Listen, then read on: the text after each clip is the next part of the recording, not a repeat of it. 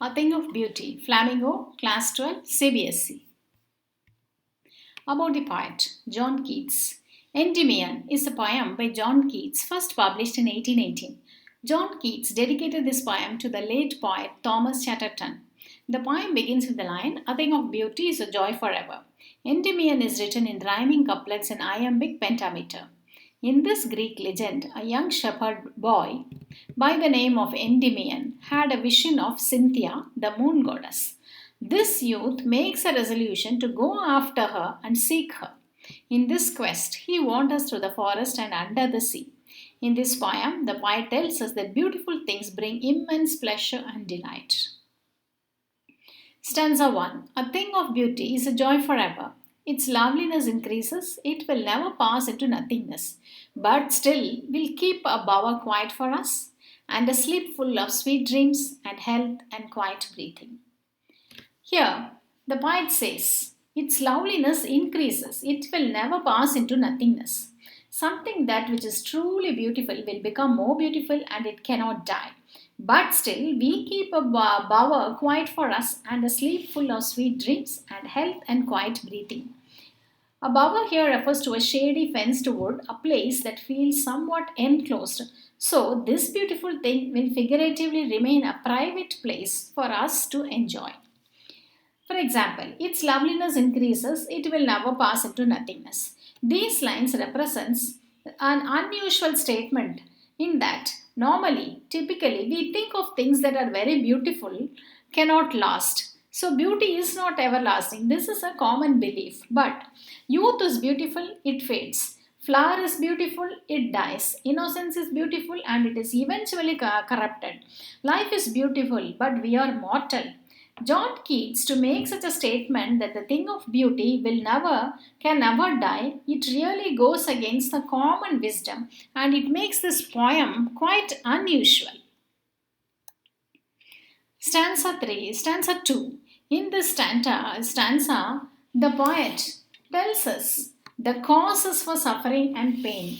He is listing out the things that will cause pain and suffering to human beings. In these lines, the poet says, therefore, on every morrow are we wreathing, spite of despondence of the inhuman dearth, of noble natures, of the gloomy days, of all the unhealthy and over-darkened ways, made for us searching, yes, in spite of all, some shape of beauty moves away the pall from our dark spirits, such as the sun, the moon. In these lines, the poet says that the thing of beauty is fundamentally important to us. Every morning, we collect the flowers like a charm of beautiful things and make a band of it that gives us immense joy.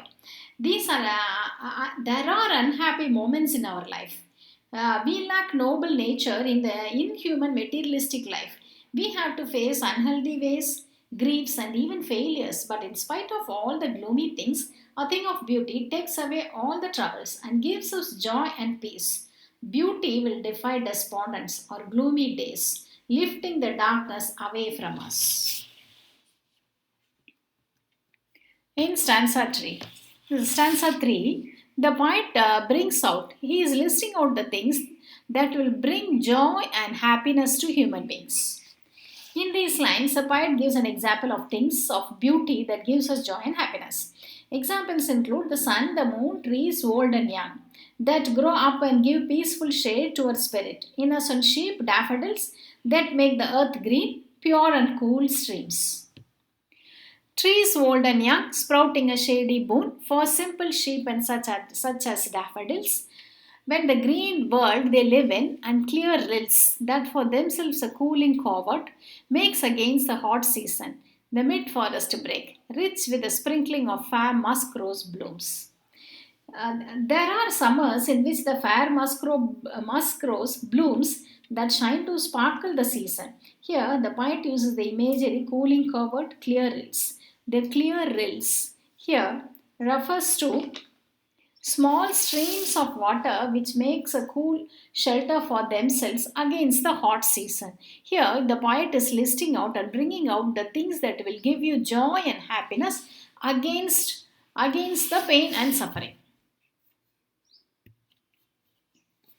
In the last stanza, And such too is the grandeur of the domes we have imagined for the mighty dead. All lovely tales that we have heard or read, an endless fountain of immortal drink, pouring unto us from the heaven's brink. Finally, the poet refers to the beauty of grandeur, magnificent and impressive memory of the mighty dead, that is, the martyrs of the who sacrificed their lives for a good cause. The grandeur is associated with the mighty dead because the splendor of the deeds inspires us through the historical stories. There is a joy in these tales that we have heard or read about their sacrifice. Thus, nature is the endless fountain of immortal drink, which is poured onto us from the heaven's brink. This line means that nature gives us immortal joy that comes from heaven, and hence it is ultimate cause of happiness. Nature is the ultimate cause of happiness, and nature is bringing us immortal joy, ultimate joy, never ending joy. Here, the theme of the poem is love, and particularly trying to attain love. In this poem, Endymion literally searches for Cynthia, whom he loves. In this sense, the desire to grasp love is both literal and figurative. The poem's main narrative is essentially a journey towards love. Human beings believe in love life in spite of troubles and sufferings because of the existence of several natural and beautiful things around them.